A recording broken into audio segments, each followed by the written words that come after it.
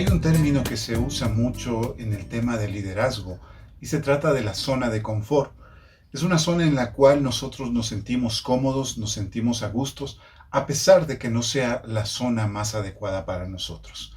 De hecho, podríamos resumirlo en el sentido de que es un lugar que nos gusta porque es seguro, pero no necesariamente porque sea agradable. Nos gusta porque sentimos que ahí conocemos todos los lugares, conocemos cómo son las circunstancias, aun cuando algunas de esas circunstancias no nos gusten. Puede tratarse, por ejemplo, de un trabajo que nosotros tenemos y que no nos gusta, que es un poco incómodo, o que tal vez tenemos un jefe que no es nada agradable y que por muchas ocasiones hemos pensado tal vez en dejar ese trabajo, pero que vez tras vez nos hemos resistido a hacerlo porque es nuestra zona de confort, es nuestro lugar seguro. Este tema yo lo encuentro en una de las parábolas que Jesús pronunció en cierta ocasión mientras estaba discutiendo con los fariseos. Nosotros encontramos esta parábola en el libro de Lucas, en el capítulo 5, en los versos 37 al 39. Dice así: y nadie echa vino nuevo en odres viejos.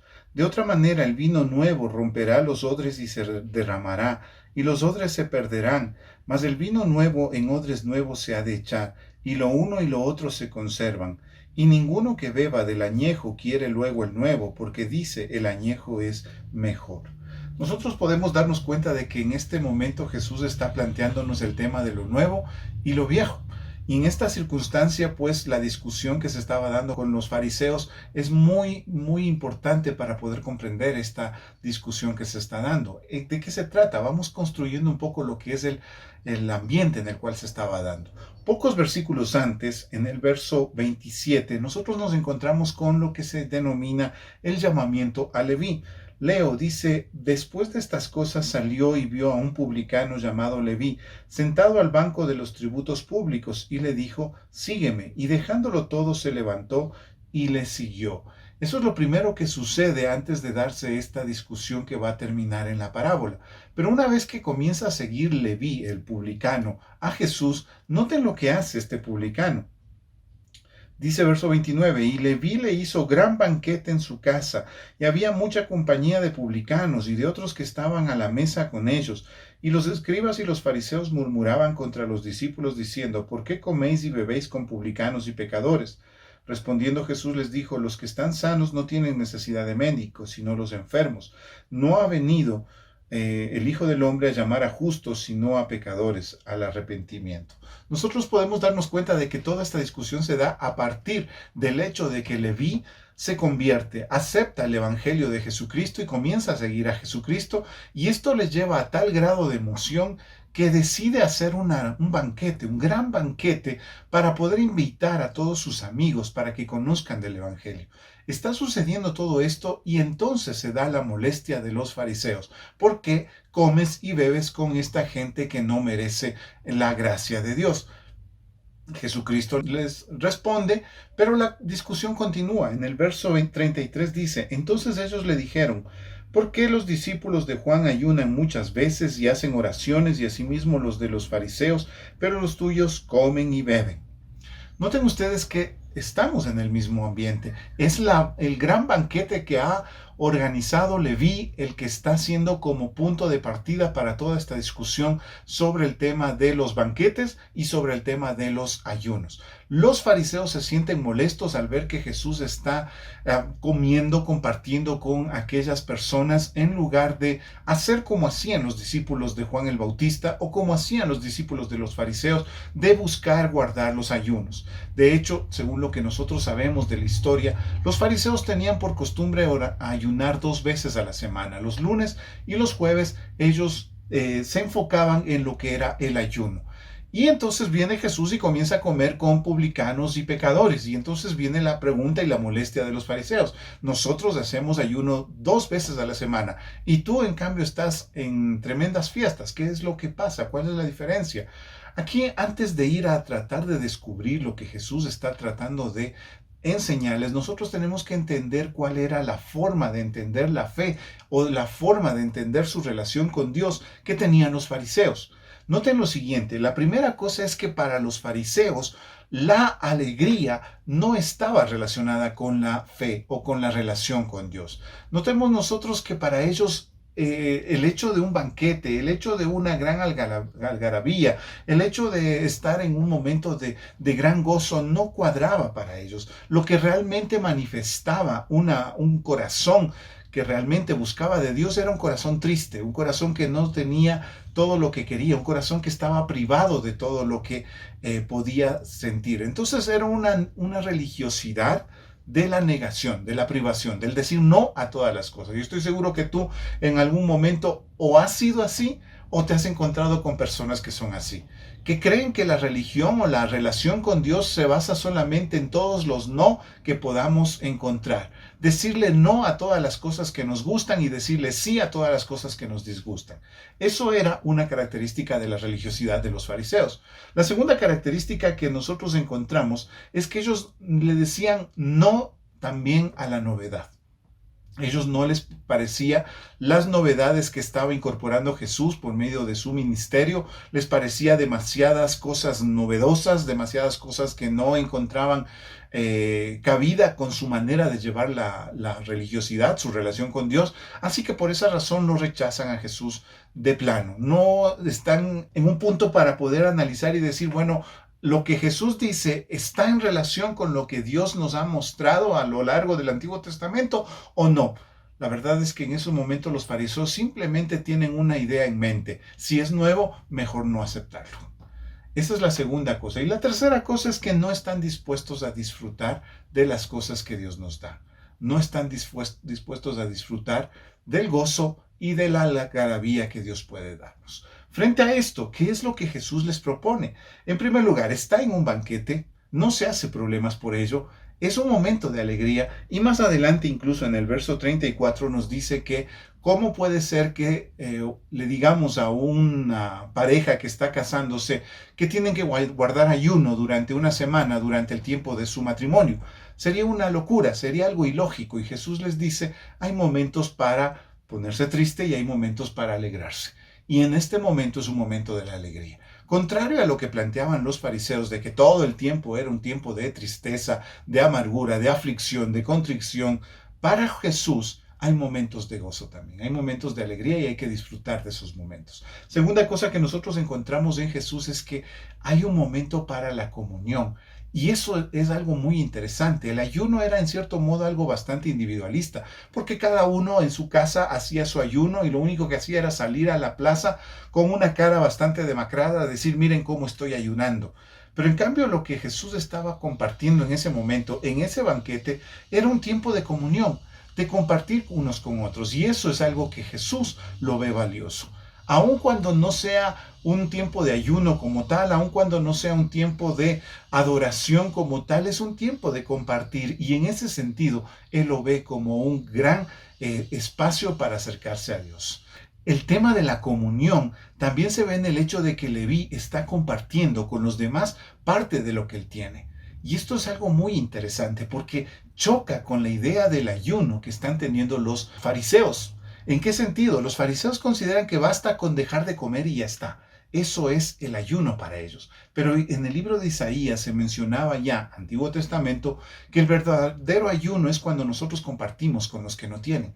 Dice eso el libro de Isaías. Eso es el verdadero ayuno. Ese es el ayuno que agrada al Señor. Y en este caso, Leví no hace ayuno en realidad.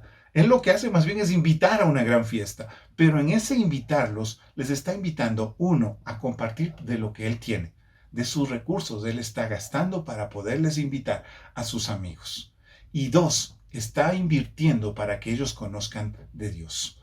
Así que tal vez no será un ayuno como la tradición lo planteaba, pero está cumpliendo con algunos de las normas que se planteaban en el Antiguo Testamento. Está compartiendo con los demás parte de lo que él tiene y está ayudando a sus amigos a encontrar la felicidad, porque cuando ellos encuentren al reino de Dios, la verdad es que la felicidad llegará a sus corazones. La última cosa que nosotros vemos en la visión de Jesucristo, contrapuesta con lo que era la perspectiva de los fariseos, es que Jesús es alguien que está dispuesto a aceptar las novedades. Es alguien que considera que la renovación es buena y es necesaria. Contrario a lo que los fariseos consideraban, que tenía que hacerse las cosas así porque así siempre se han hecho y porque nunca se han hecho de otra manera, más bien Jesús está dispuesto a reflexionar y ver qué otras maneras novedosas podemos tener para acercarnos a Dios. La renovación de este estilo de adoración llamada ayuno por medio de un banquete en el cual yo comparto con mis amigos para que ellos conozcan más de Dios. Es interesante esta renovación que está planteando Jesús. No está diciendo que el ayuno se haya suspendido, se haya clausurado y que desde ese momento en adelante ya los creyentes no deban hacer ayunos.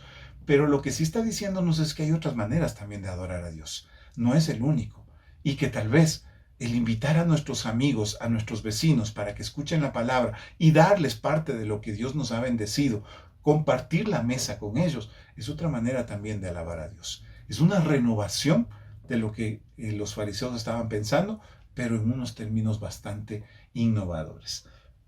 Frente a esto, ¿qué es lo que sucede con los fariseos? Ellos no están dispuestos a aceptar ni las renovaciones, ni la idea de la comunión como algo valioso, ni la idea de la alegría. Ellos están anclados en su manera de hacer las cosas y es ahí donde Jesús les plantea esta parábola, que es una parábola valiosísima para todos los tiempos sobre el tema de sabernos renovar, de sabernos desafiar a cambiar. La parábola dice lo siguiente: el vino nuevo en odres nuevos se ha de echar, y lo uno y lo otro se conserva. Ninguno que beba el añejo quiere luego el nuevo, porque dice, el añejo es mejor. La verdad es que con esas últimas palabras, el añejo es mejor, está apuntándole justamente a lo que es la manera de pensar clásica de los más conservadores. El añejo es mejor, lo viejo es mejor. Lo viejo siempre parece mejor a los conservadores, a los que no quieren ver una manera de renovar las cosas. Siempre están considerando que lo que era antiguo, eso era lo mejor. Como eran las cosas hace 20 años, eran mucho mejor. Como eran las cosas hace 30 años, eran mucho mejor. No estamos dispuestos a ver algo nuevo ni una manera nueva de hacer las cosas, porque siempre estamos pensando, el vino viejo siempre es mejor. Frente a eso, pues, ¿qué podemos hacer? La verdad es que Jesús nos plantea que hay que hacer una renovación. De hecho, la renovación no es solamente remendar el odre viejo, porque Jesús está mencionando también en la parábola los odres viejos, pequeñas bolsas de cuero que se hacían en ese tiempo para poner ahí el vino. Pero si el vino era demasiado nuevo, lo que sucedía era que el cuero, debido al sol y a la resequedad del ambiente del Mediterráneo, por lo general tendía a resecarse y a volverse duro. Y como el vino que está dentro, nuevo como era este vino, tendía por su propia fermentación a producir cierto tipo de vapores, lo que sucedía es que comenzaba a inflarse, y al inflarse el odre viejo lo que hacía es no soportar esa presión del vino, y hasta que terminaba por romperse. Alguien podría decir, bueno, pues la solución sería parchar al odre viejo, pero la verdad es que nos tocaba estar parchando una y otra vez, y lo más adecuado para cualquier persona de ese tiempo era más bien usar un odre nuevo, es decir, pieles de animales, pero nuevas, que no habían sido dañadas por el sol.